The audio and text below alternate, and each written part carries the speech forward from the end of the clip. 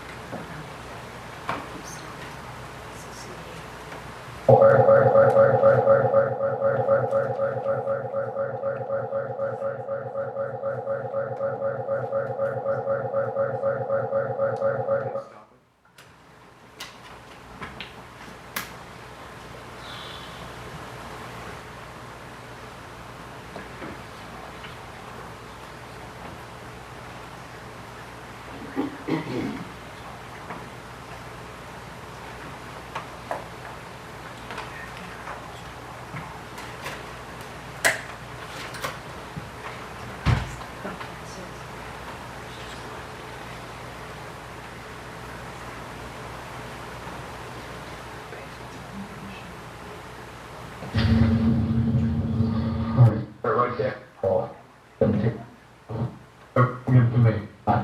There's a reward, but it's been months, man, since I've even dealt with talking to people anymore, because nobody wants to talk, man. You know, like I said, that had to be 6 months ago. Well, there's people that are hoodlums. Yeah. They're not like I said, people that was out there. like 6 months ago, so it's not like, oh, I've been down there 3 weeks, like you said, because it's been 6 months or so. I just gave up. People that would say, oh, I know somebody, and then I'd call the detective, and then nobody would talk. You know, so. Well, I told you they met you today. The second I met you, that I wasn't giving up and I was going to work that out that you were a victim of. And I just gave up on it, man. I mean, I looked at it and said, all right, I'm freaking. Would you agree to this, Mike, though? Would you agree that over the last couple of weeks, you have talked to a few people and you have told them that you think Creep is responsible for the shooting? I don't know that name. I've never heard that name. Because like I said, I have at least 3 or 4 different people that told me that you use that name point blank. I don't know anybody over there. I don't know anybody over there. Have you ever, whether it be out of anger or frustration or anything else, asked somebody, look, if you know anybody that, something to the effect of, if you know somebody that was involved with my shooting, bring them to me. Have you ever, whether it was just out of anger, out of frustration, whatever, have you ever said something like that to somebody? Not that I'm aware. No, I don't think so. Let me ask you I mean, like I said, do I wish that the people that shot me would die a horrible death? Yeah, absolutely, man. Well, like I said, but I would only want the people that did it to me, not a dozen people, or you know what I'm saying, or just the people that did it to me. How many people were involved in your shooting? There were 2 guys and a girl. 2 guys and a girl. Yeah. Do you remember a couple weeks ago, heading over? No, I'll get back to that. Remember Publix at Apollo Beach and 301? You're going over there to meet a guy to purchase a weapon a couple weeks ago. Do you recall that? Complex.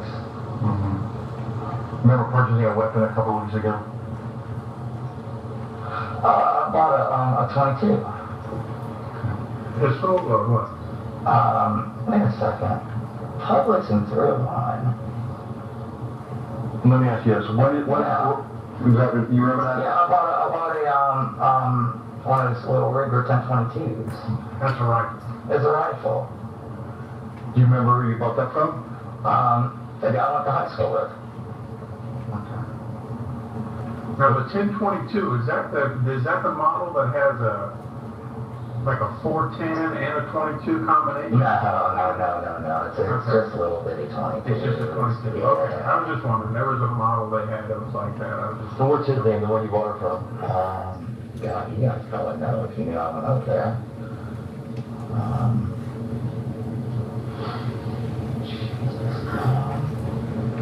I went to high school with him.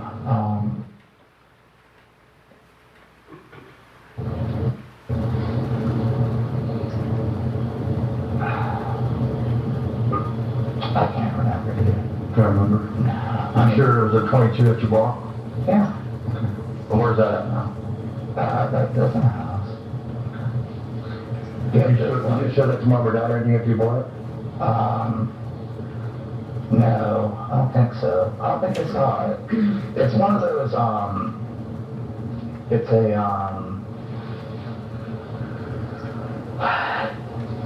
it's one, it's like they make it's like a pistol, but it's not well, it is, I guess. I don't know, I think they call it bullpup.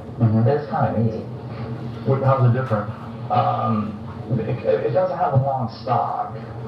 It's got like this kind of half round thing on it. It's kind of neat. It's neat. I think they classify it now as a pistol because it has a shorter barrel. I think, I don't know. It's something about not having a stock at the pistol. I think is what it is. Something like that, yeah. Is that the only weapon you bought from him? Yeah. Ever? Yeah. Okay. And you don't recall his name? Oh, God, man. It'll come to me. I'll remember it. Okay. Let's get back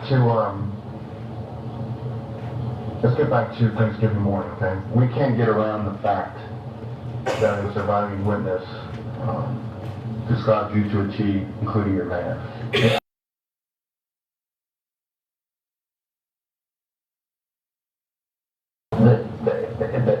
They did not describe that man. They described you to a T, and described the dark colored van that you were in. Okay.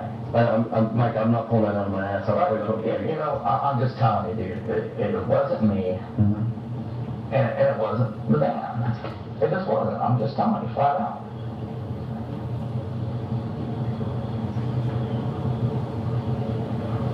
I can't see because I'm sitting behind you, Michael. Do you wear glasses? Sometimes, yeah, sometimes. Okay. What kind of glasses do you wear? The, like safety glasses, prescription safety glasses. Yeah, like the wireframe or? I've got like the thick black ones, yeah. That where I used to wear them on the airplane and stuff like that. Okay. You wear them? I mean, are they script lenses, prescription lenses, or? Yeah. So seeing up close when I'm doing drilling and stuff like that. Pretty big with black frame? Yeah, okay. Guess what the shooter was wearing? What's that?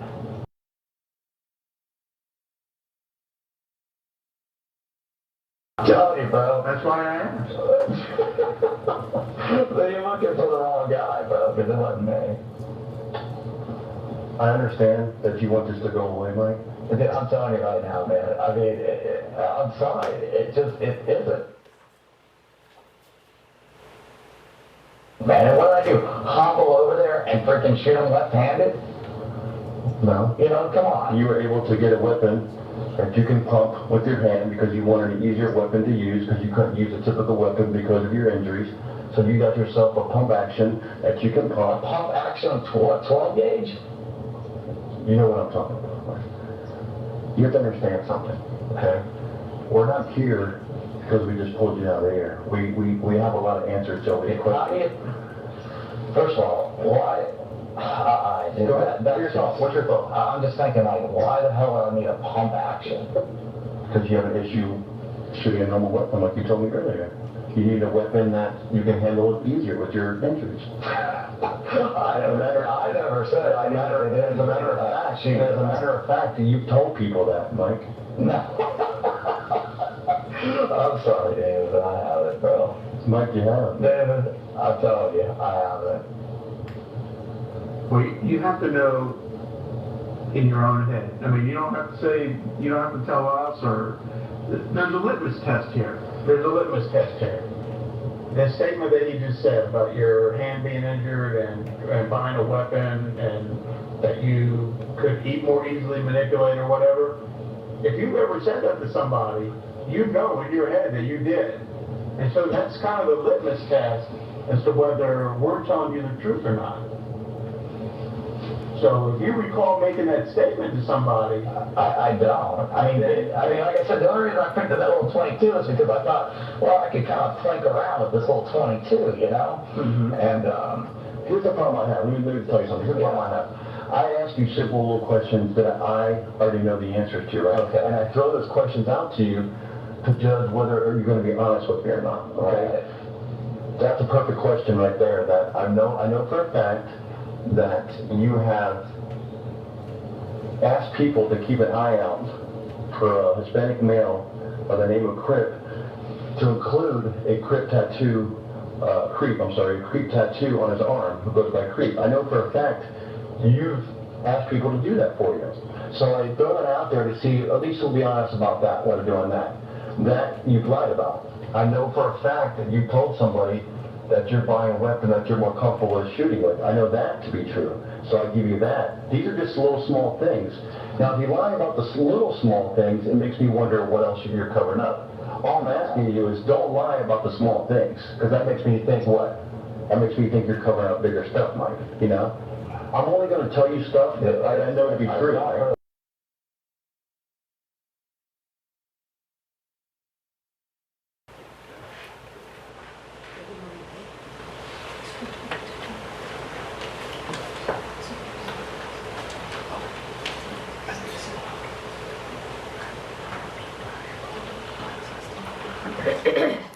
Okay, those pauses are portions of this tape recording that have been redacted. We're going to take a quick break. We'll be right back after this.